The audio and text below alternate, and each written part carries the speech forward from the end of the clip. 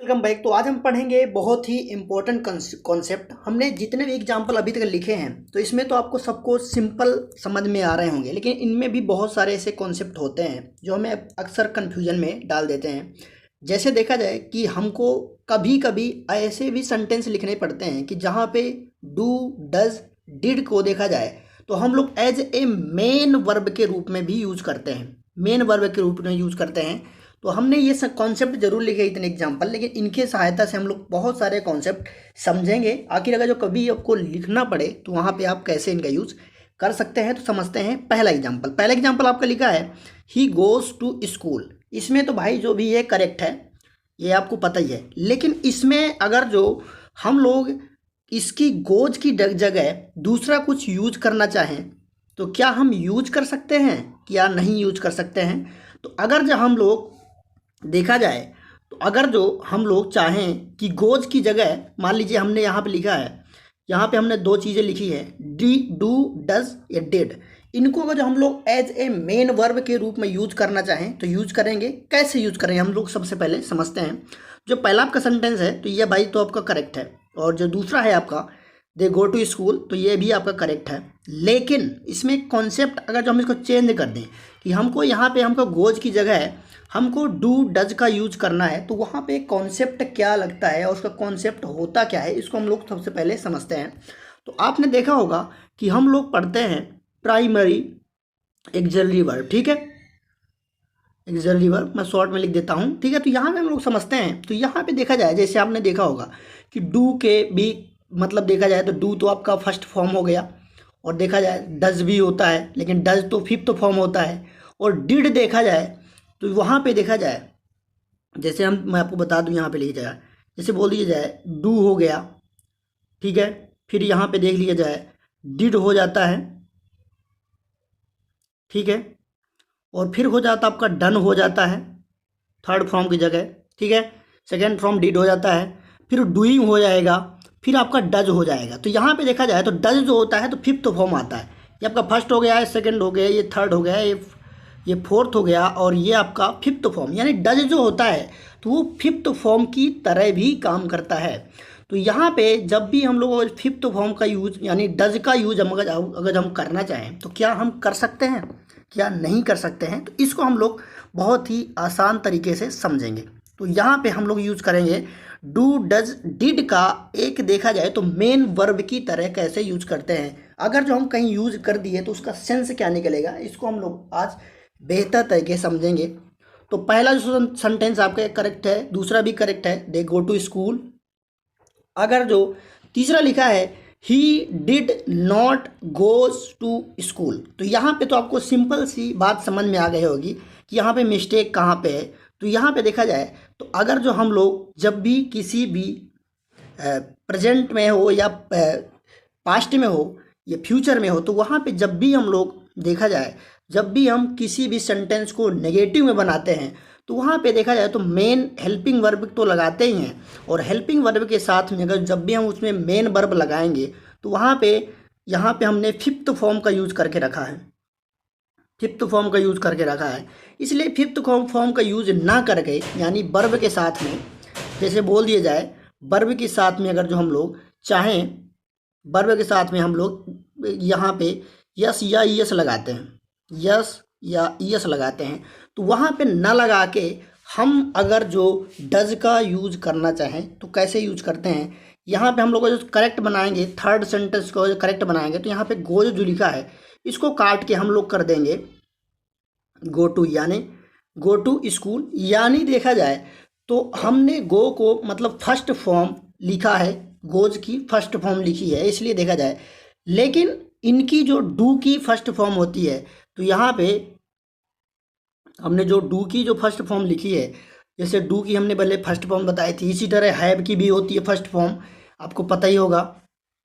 जैसे मैं आपको बता दूं कि हैव की जो होती है तो पहले आपका हैव हो जाएगा, फिर आपका देखा जाए हैव हो गया, फिर आपका देख लिया जाए कि हैव के बाद में सेकेंड फॉर्म आएगी, तो हैव के बाद में जो सेकेंड फॉर्म आती है आपकी तो वो हो जाती है हैड, और थर्ड फॉर्म देखी जाए तो वो आपकी हो जाती है फिर हैड, और फिर आपका फोर्थ फॉर्म हो जाती है तो ये आपका हो जाता है हैविंग, और इसके बाद जो फिफ्थ फॉर्म हो जाएगी वो आपकी हो जाती है हैज।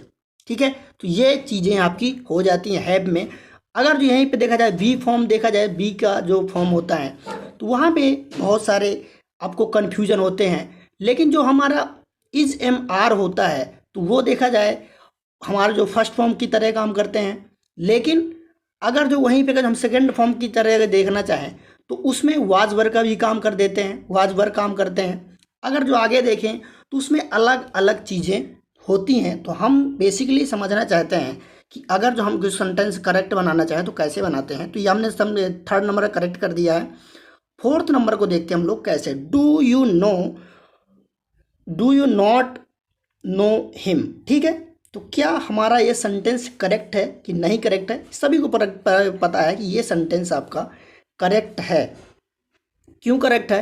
क्योंकि देखा जाए हमने यहाँ पे ये सेंटेंस देखा जाए हमारा इंट्रोगेटिव सेंटेंस है। ठीक है, तो ये आपका इंट्रोगेटिव सेंटेंस है, इसलिए देखा जाए तो ये सेंटेंस आपका करेक्ट है। क्योंकि डू जो है आपका, तो ये आपका हेल्पिंग वर्ब की तरह काम कर रहा है, यू आपका सब्जेक्ट की तरह काम कर रहा है, और हमने इसको नॉट लगाया है और इसके बाद वी फर्स्ट यानी वर्ब का फर्स्ट फॉर्म लगाया है, और इसके बाद हमने बनाया है यानी ऑब्जेक्ट लगाता है। इसलिए देखा जाए ये हम सेंटेंस आपका करेक्ट हो जाएगा। अब नेक्स्ट हम समझते हैं।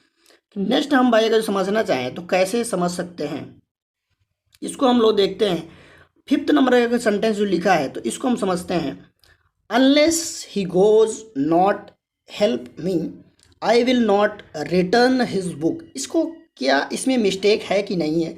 तो सबसे पहले देखा जाए तो पहला क्लॉज है देव जो आपका ये और आपका ये है, तो इसमें हमने आपको पता ही है, नहीं पता है तो मैं इसीलिए कॉन्सेप्ट लेके आया हूँ कि जब भी आप लोग अनटिल अनलेस, यहाँ पे अनलेस लिखा है और अनटिल जो होता है ये जिस क्लॉज में होता है, तो अगर जो उस क्लॉज का में देखा जाए तो नॉट लगा होता है तो नॉट आपका गलत होता है। क्योंकि जब हम नॉट उसी क्लॉज में, अगर जो हम लोग क्लॉज में नॉट लगा देते हैं तो ये गलत हो जाए। क्यों गलत होगा? क्योंकि जो अनलेस एंड अनटिल है इसमें ऑलरेडी पहले से नॉट हिडन होता है यानी छिपा होता है। वो जो अनलेस और अनटिल जो है उसका जब सेंस निकलेगा तो उसका मतलब नेगेटिव ही निकलेगा, तो इसलिए यहाँ पे जब हम लोग नॉट लगाएंगे तो ये गलत हो जाएगा। जो फिफ्थ नंबर का जो सेंटेंस है तो ये आपका लिखा है unless he goes not help me.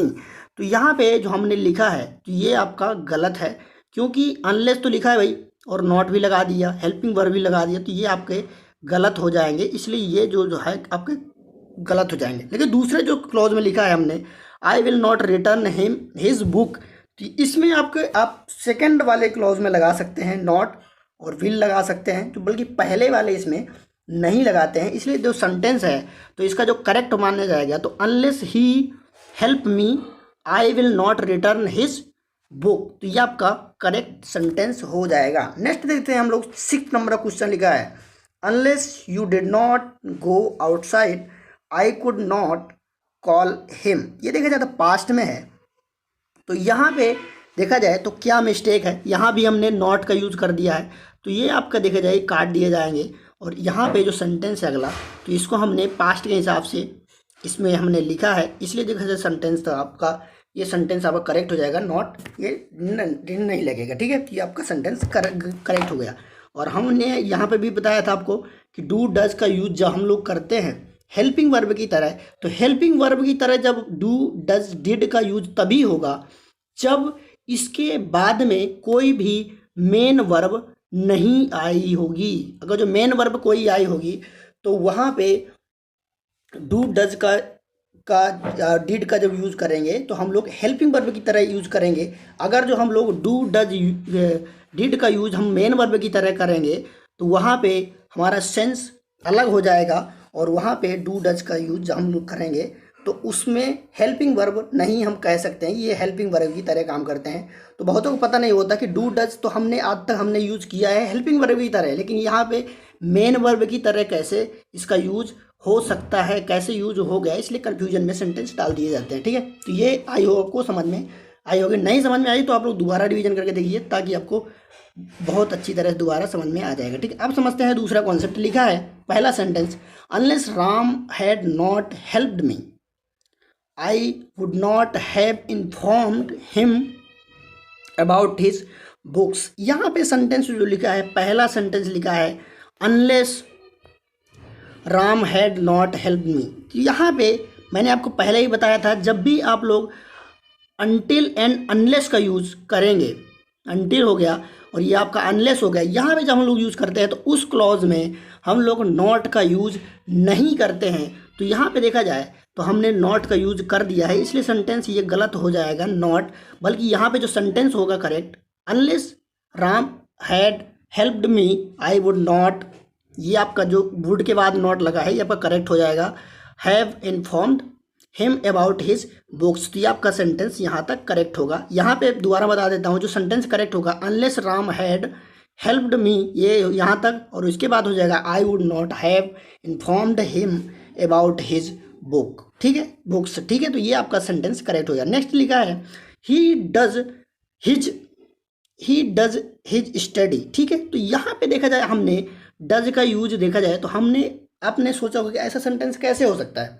ऐसा सेंटेंस 100% हो सकता है। हमने जब पहले वाले कॉन्सेप्ट में बात की थी, ऐसा सेंटेंस जो तीनों सेंटेंस लिखे हैं, ये तीनों सेंटेंस आपके करेक्ट है, लेकिन इसमें मिस्टेक आपको समझ में आ रही होगी, लेकिन मिस्टेक इसमें बिल्कुल नहीं है, क्योंकि इसमें यहाँ पे हमने जो डज, डिड और डू का यूज़ किया है, तो यहाँ पे ये किया गया है कि यहाँ पे हमने मेन वर्ब की तरह यूज किया है, ना कि हेल्पिंग वर्ब की तरह। और मेन वर्ब की तरह आपने देखा होगा कि हम लोग कैसे यूज करते हैं, तो मैं आपको बता दूं कि इसमें हमने सबसे ज़्यादा कन्फ्यूजिंग सेंटेंस इसीलिए लिए हैं ताकि आपको बेहतर तरीके से समझ में आ सके। तो हम समझ लेते हैं इनको कैसे। आपने अभी तक अगर जो नहीं समझे होंगे तो आपने इस वीडियो में आपको ज़रूर समझ में आ जाएगा। तो देखा जाए तो पहले लिखा है, दूसरा नंबर लिखा है ही डज हिज स्टडी।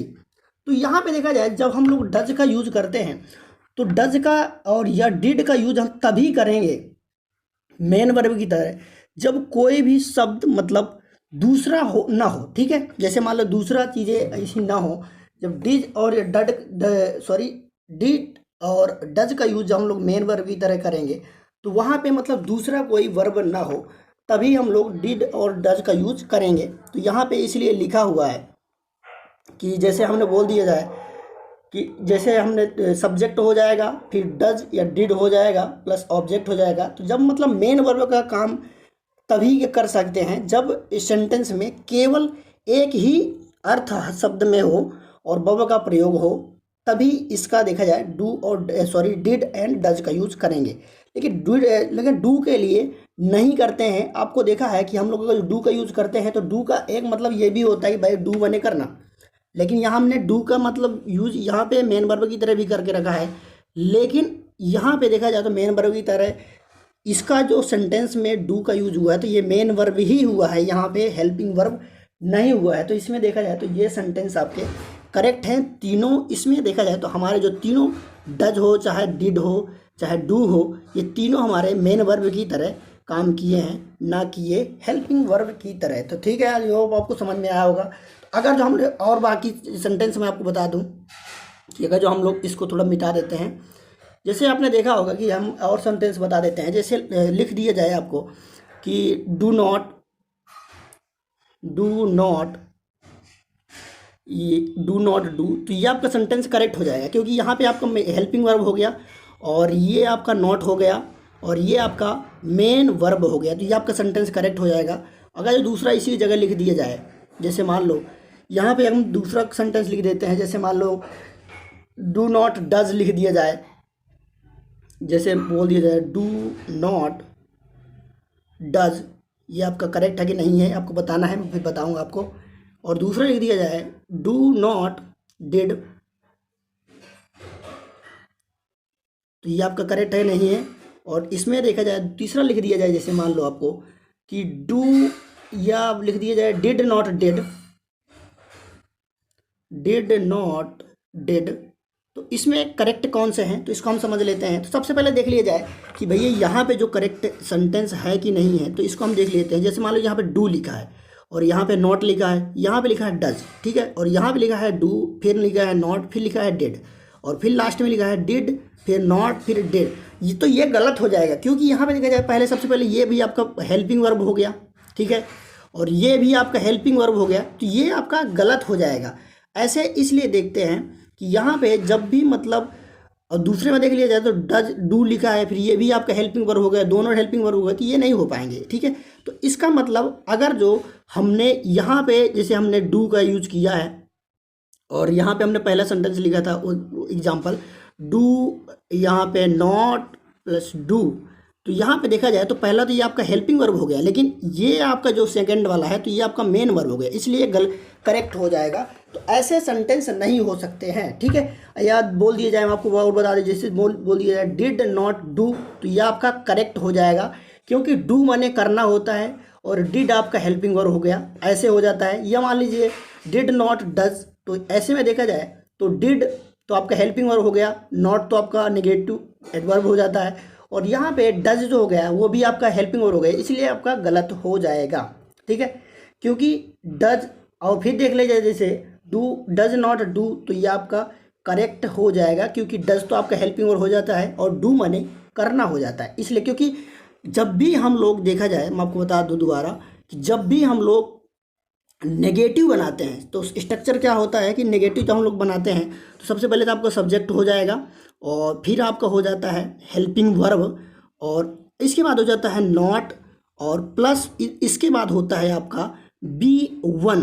तो B1 यहाँ पे इसलिए आया है क्योंकि B1 देखा जाए तो डज B1 जैसे हम लोग डू के हिसाब से देखा जाए तो आपका पहले बताया था डू हो जाता है, फिर आपका डिड हो जाता है, फिर आपका हो जाता है डन हो जाता है, और फिर आपका हो जाता डन के बाद में फिर आपका डूइंग हो जाएगा, और फिर आपका हो जाएगा डज हो जाएगा। तो यहाँ पे अगर जो डन देखा जाए तो डू जो है आपका तो B1 की तरह है, ठीक है, वर्ब 1 की तरह, इसलिए देखा जाए तो यहाँ पे अगर जो हम यूज करें कि मतलब डज नॉट डू, तो ये आपका करेक्ट हो जाएगा। तो आई होप को समझ में आया होगा। तो मिलते हैं नेक्स्ट वीडियो में, तब तक के लिए thank you watching this video.